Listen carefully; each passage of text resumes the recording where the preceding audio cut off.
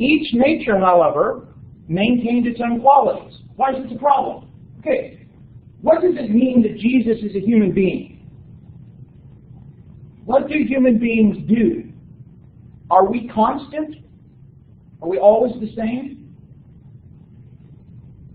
What happens to us? All right, we change, we grow, eventually die. So how is God, who is unchanging, connected with something that is always changing? And so, how do these two things work together? So Tertullian said, well, they're the same person. But here now we got kind of get into multiple personality issues. Because Tertullian said, well, the divine part of Jesus performed the miracles, but the human part of Jesus is the one that suffered on the cross.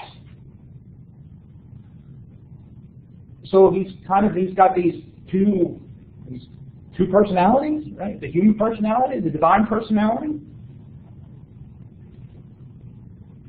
Origen, another early Christian thinker, said something similar. The Logos of the Father was enclosed within the limits of the man who appeared in Judea.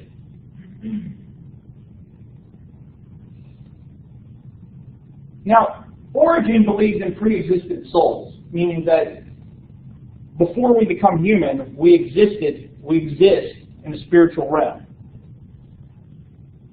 And he believed also that it was those spirits that fell into sin, except for the Logos. The Logos is the one soul that doesn't sin. And so, anyway, a lot complicated with that. But it's an attempt to try and say, all right, divine and human nature. Apollinaris from Laodicea said, if a perfect God were united with a perfect man, then there would be two, specifically two sons. One by nature the Son of God, and the other by adoption. And so he said, no, Jesus didn't have a human intellect. He had a divine one.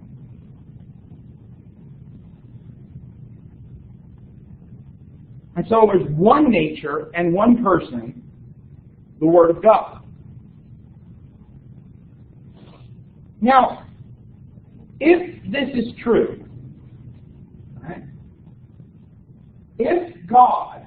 if Jesus is in his spirit, soul, etc., as holy God, what does that make of the temptations?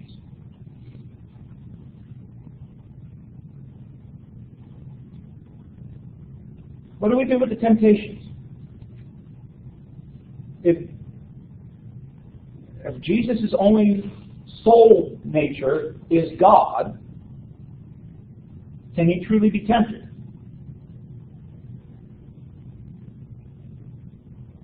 That's probably one of the easiest questions I've asked all day.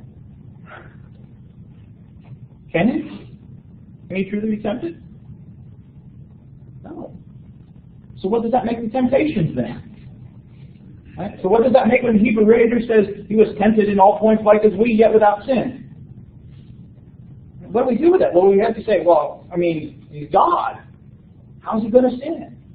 And so Apollinaris, he tries to give us this option of saying he's holy God in his spiritual nature, but if he doesn't have some part of him that's human in his will, then the temptations are just a stage play. It's something that's a foregone conclusion. They're not truly temptations.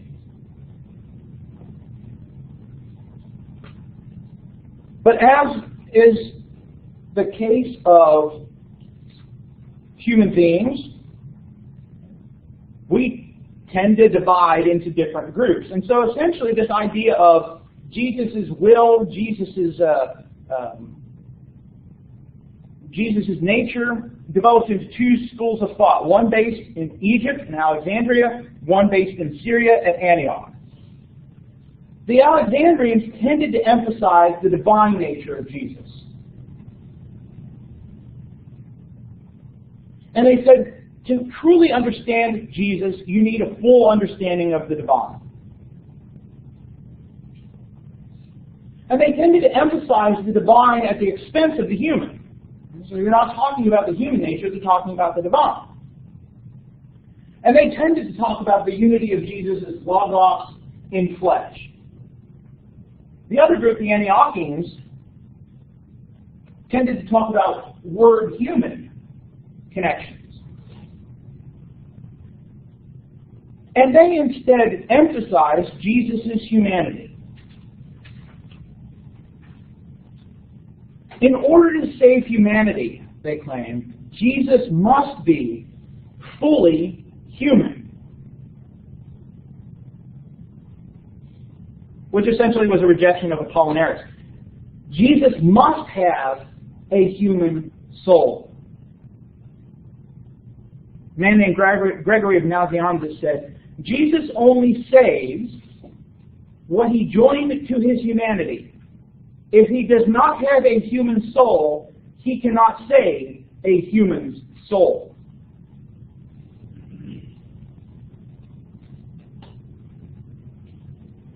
Other people jumped in on this topic. These weren't the only ones.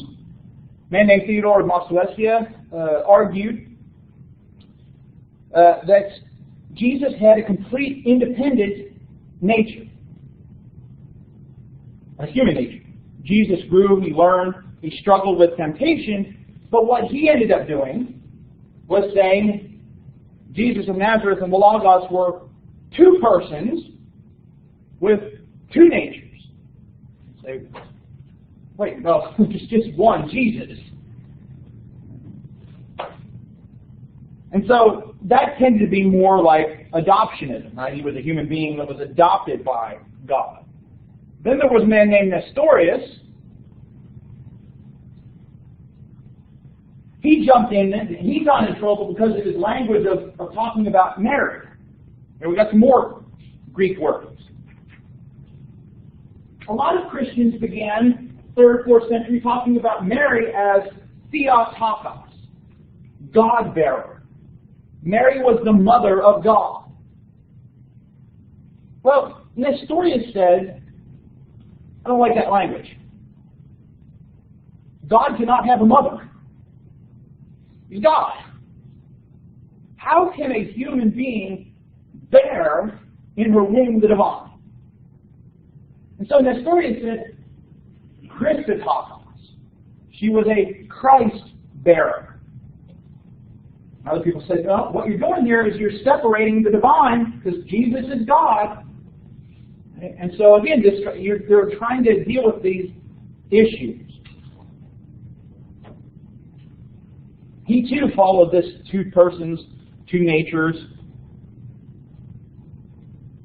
A man named Eutychus argued that Jesus didn't fully share our humanity. The divinity absorbed Jesus' humanity.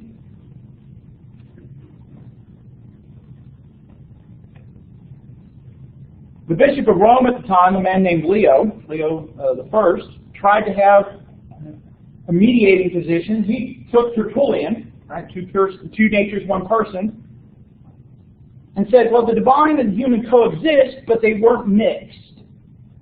They were separate. They were distinct, but they're together. So the Word deals with the things that belong to the God side, and the human deals with the things belonging to it.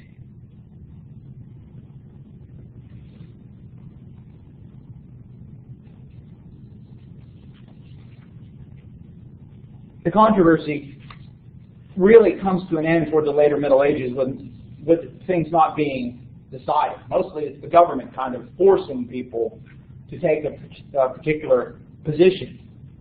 The church comes to affirm the language of Tertullian. Two persons, one nature.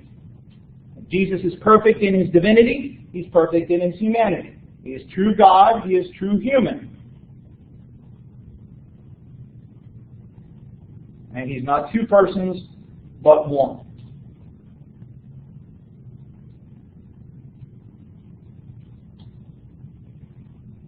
But that doesn't completely solve all the issues with this question. Because now we come to another issue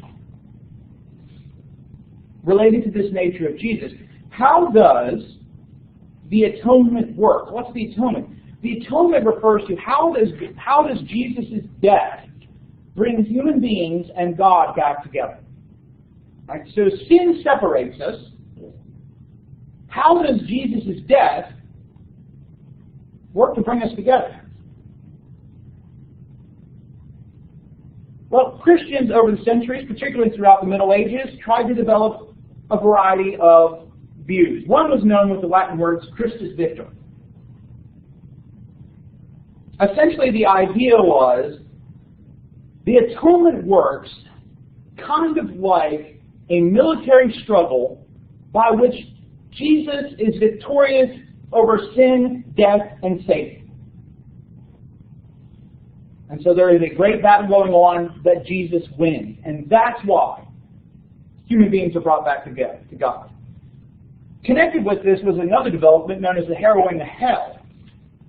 Based off of an interpretation of 1 Peter 3, a belief developed that Jesus, after he died and was buried in the tomb, his soul went into hell and freed people that were trapped there.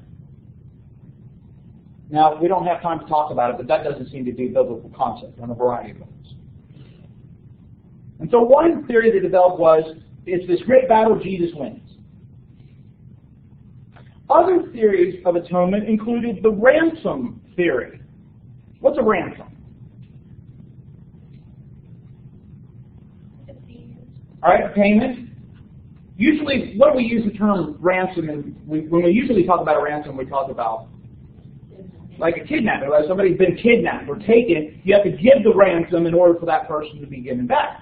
Same kind of thing, right? The idea is that the devil has taken us captive, and Jesus' death is the payment that is given for humanity's sin.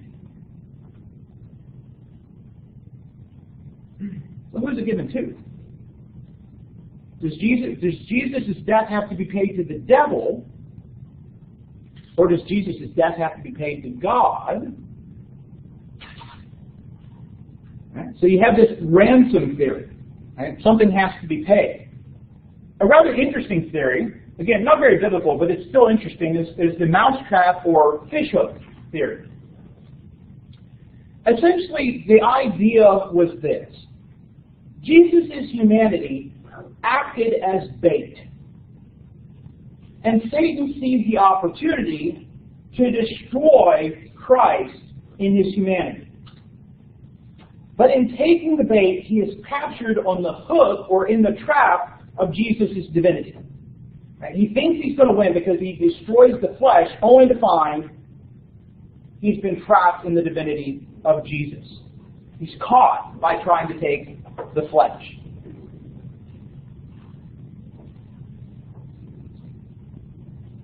We'll take on Monday with a couple of other things about this nature of Jesus, and then also try to spend some time talking about worship. Don't forget, if you haven't turned in your notes from the video lecture on Monday, please do that. Either email them to me or show them to me before you leave so that you get credit for that.